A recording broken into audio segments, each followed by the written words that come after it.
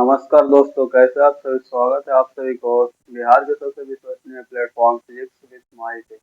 जैसा कि आप सभी लोग जानते हैं कि हम लोग पिछले लेक्चर में डिस्कस किए थे निरक्षीय स्थिति में विद्युत क्षेत्र का तीव्रता, और उसके पिछले लेक्चर में अक्षीय द्वारा भी डिस्कस कर चुके हैं। अब हम लोग डिस्कस करेंगे किसी भी बिंदु पर। अक्षीय स्थिति में हम लोग डिस्कस कर चुके हैं ऑलरेडी, अक्षीय में डिस्कस कर चुके हैं, निरक्षीय में कर चुके हैं। ये तो आपको हो गया। अगर आप नहीं देखे हैं तो आप चैनल पे विजिट करिए, वीडियो सेक्शन में जाइए, आपको सब ये सब पढ़ा है। आज हम लोग डिस्कस करेंगे किसी भी बिंदु पर, किसी भी बिंदु पर, जो कि एक प्रीवियस ईयर क्वेश्चन है। ये जो हमेशा 5 मार्क्स में आता है, 5 मार्क्स का ये डेरिवेशन है। 5 मार्क का जो बहुत ही महत्वपूर्ण डेरिवेशन है, आज हम लोग इसी पे चर्चा करेंगे। समय को बर्बाद ना करते हुए हम लोग आगे बढ़ेंगे। अब आप लोग डेरिवेशन को सिद्ध करने में आप लोग अब अच्छा हो गए हैं। काहे कि आप लोग को बहुत ही 3-4 तो करा दिया गया है।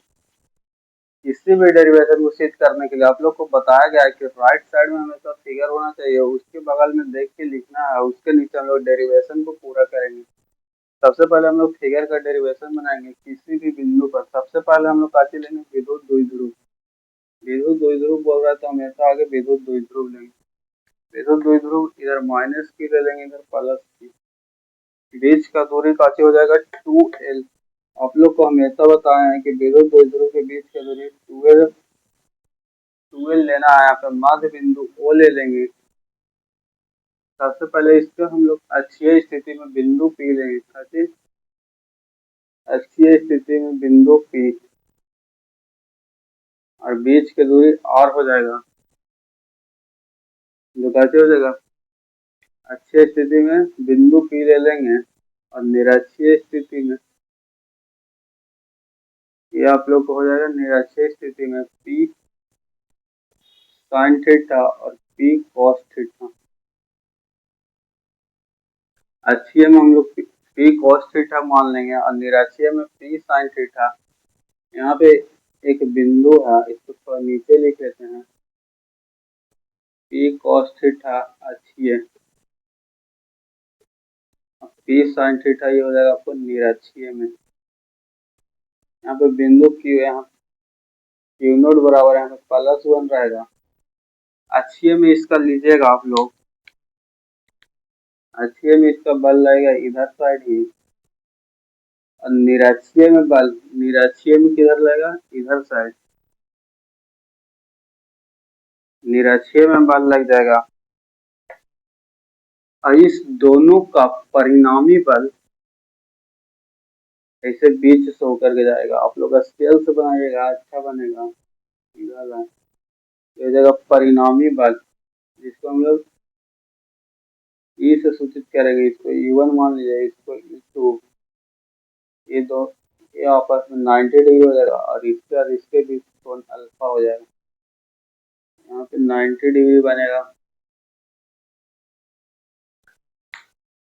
सबसे पहले विद्युत द्विध्रुव लेंगे, इसका मध्य बिंदु वो है। इसी से हम लोग अक्षीय दिशा में, किधर, अक्षीय दिशा में P cos थीटा मानेंगे। यहाँ पे धना इकाई धनावेश उपस्थित है, तो इसका अक्षीय दिशा में तीव्रता इधर साइड हो जाएगा।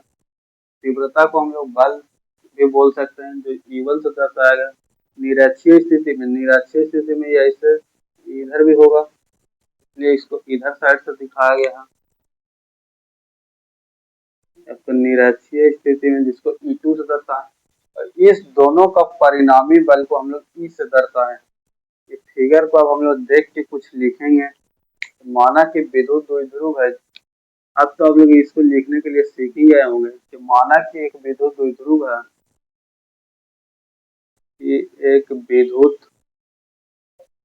द्विध्रुव है,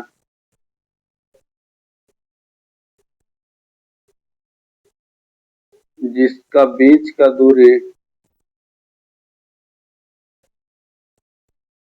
2L है।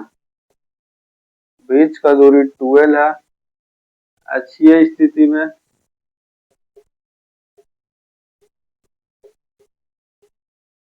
पी cos थीटा तथा निरक्षीय स्थिति में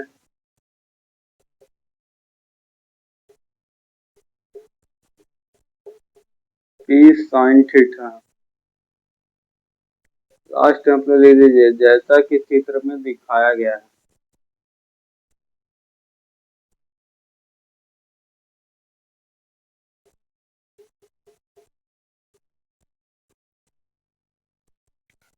फिगर को बनाना, फिगर को बनाने के बाद कुछ भी 2-4 लाइन जो जो अपने से दिखे फिगर में उसी को लिख देना है। उसके बाद लास्ट में आप एक लाइन जरूर जोड़ दीजिएगा कि जैसा कि चित्र में दिखाया गया है। अब हम लोग पी cos थीटा द्वारा अक्षीय स्थिति में हम लोग तीव्रता निकालेंगे। पी cos थीटा द्वारा अक्षीय स्थिति में तीव्रता E बराबर हो जाएगा। अक्षीय स्थिति में हम लोग काफी डिस्कस किए थे, निकाले थे डेरिवेशन 1/4πε0 2p/r3। ये आपको अच्छी स्थिति में आपको बताया गया होगा।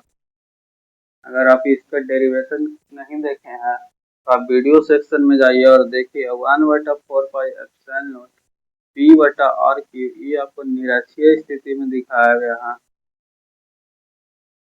अक्षीय स्थिति में 2p/r3, निरक्षीय स्थिति में p/r3। अभी हम लोग अक्षीय का लिखेंगे 1/4πε0 2p cos theta 2p cos theta बटा r3।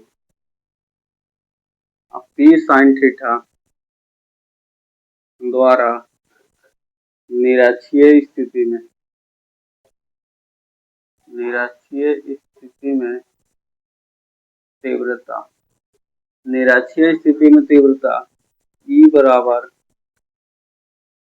1/4πε0 p sin थीटा बटा r3। यहाँ तक समझ में आ गया होगा। तो अब हम लोग इसका परिणामी तीव्रता निकालेंगे, अर्थात कुल तीव्रता निकालेंगे। कुल तीव्रता निकालने के लिए हम लोग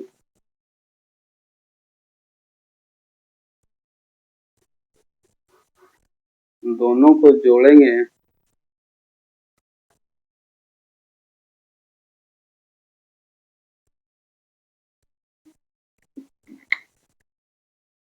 E बराबर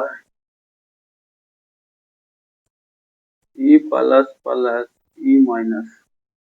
आपको अक्षीय में प्लस मान लीजिए, निरक्षीय में माइनस।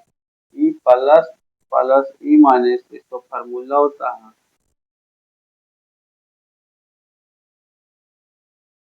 प्लस नहीं मानिए 1 और 2 प्लस माइनस कैसे हो जाएगा, सॉरी बच्चों, E1 plus E2।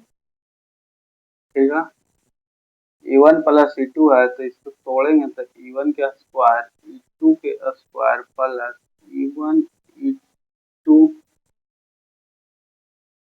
cos theta. cos theta हो गया।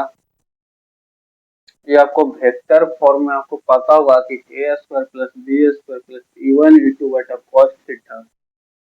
परिणामी तीव्रता जो आया ना, ये इसी को हम लोग लिखे हैं E1, इन दोनों को कुल को लिखे हैं E1 और E2 के कुल को लिखे हैं, जो कि वेक्टर फॉर्म में आप इसको लिखिएगा तो वेक्टर फॉर्म में फार्मूला होता है E1² plus E2² plus E1 E2। अब हम लोग E1 E2 को मान को वहां पे रखेंगे, यहाँ से उठा करके √1/4πε0 2p cos थीटा बटा r3 whole square plus 1/4πε0 p sin theta बटा r3 के whole square plus E1 E2 cos 90 degree.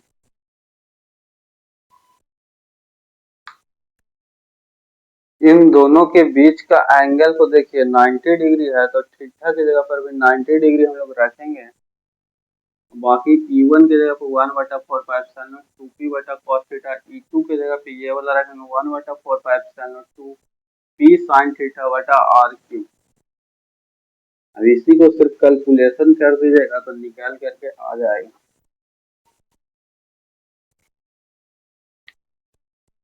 Calculation इसको देखिए, रूट अंडर को देंगे, रूट अंडर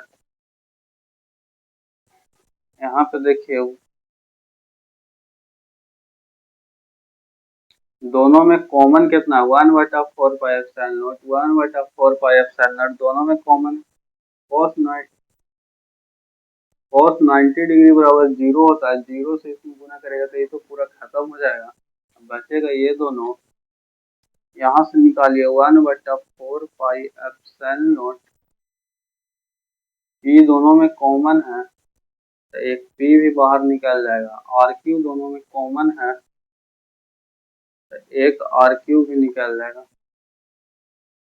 रूट के अंदर बचेगा कितना, 2 बच गया, 2 cos थीटा के होल स्क्वायर बच गया प्लस साइन थीटा का होल स्क्वायर बच गया। बाकी ये तो 0 हो गया क्योंकि cos 90 बराबर 0 होता है। 1/4 pi epsilon not p/r cube root under 4 cos square theta plus sine square theta. Sine square theta को अगर हम लोग cos में बदलेंगे तो 1 माइनस cos स्क्वायर थीटा हो जाएगा। 1/4 pi epsilon not p/r cube root under 4 cos square theta में से एक cos स्क्वायर थीटा चल जाएगा तो बच जाएगा 3 cos स्क्वायर थीटा प्लस 1 का 1 बच जाएगा, जो कि आपको ये E बराबर परिणामी विद्युत क्षेत्र का तीव्रता निकल जाएगा। आपसे एग्जाम में पूछा जाएगा, बताइए विद्युत क्षेत्र का तीव्रता क्या हुआ किसी भी बिंदु पर विद्युत द्विध्रुव द्वारा, तो 1/4 pi epsilon not p/r cube root under 3 cos square theta plus में 1 हो जाए। आप लोग पहले फिगर बनाएंगे उसी को देख के कुछ लिखेंगे उसके बाद बना देंगे। फिगर में इस जो ये अक्षीय स्थिति पर जो बल लगा और निरक्षीय स्थिति में इसी का जो परिणामी बल लगा, यही परिणामी बल को हम लोग निकाले हैं और इसको सॉल्व किए हैं। आज के सेशन को हम लोग यहीं पे समाप्त करते हैं और हम अपने वाणी को माँ सरस्वती के चरणों में विराजमान करते हैं।